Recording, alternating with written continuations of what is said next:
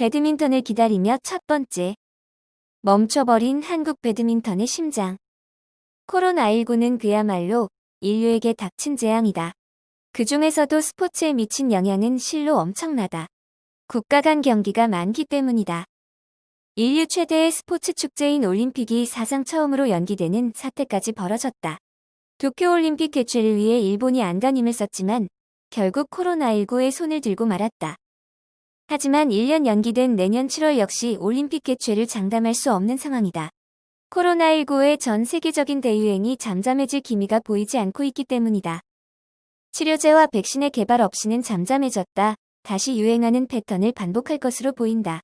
이런 상황인 국제대회가 많은 배드민턴은 지난 3월 전형 오픈을 끝으로 모든 대회를 일시 중단했다가 결국 취소했다. 당시에는 국내에 코로나19 확진자가 많았던 탓에 국내 대회는 더 일찍 중단된 상황이었다. 그러니 우리나라 배드민턴 국가대표들은 4월부터 지금까지 개점 휴업 상태다. 한마디로 대한민국 배드민턴의 심장이 멈춰버렸다는 얘기다. 한번 멈춰버린 배드민턴은 쉽게 재가동될 기미가 보이지 않는다. 코로나19가 잠시 소강 상태에 접어들어 야외 운동이 재개되고 배드민턴도 팀 훈련은 시작했지만 국가대표 훈련은 감감무소식이다. 그나마 6월에 요넥스 슈퍼매치를 통해 일부 국가대표 선수들이 경기하며 팬들의 갈증을 달래주었다.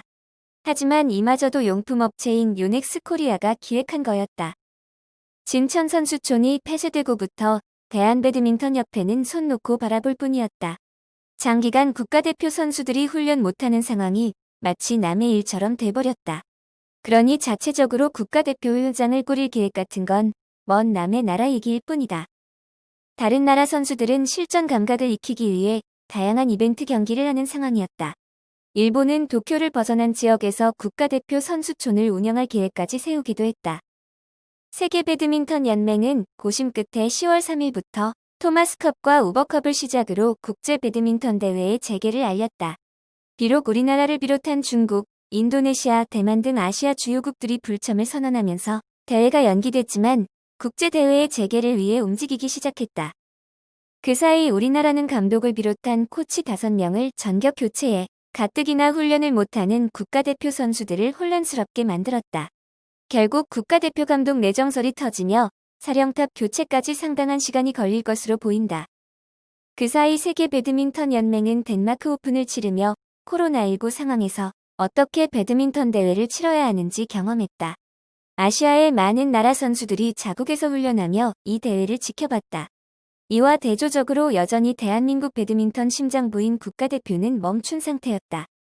11월부터 진천 선수촌 훈련이 재개되지만 배드민턴 국가대표의 올해 훈련은 없을 것으로 보인다.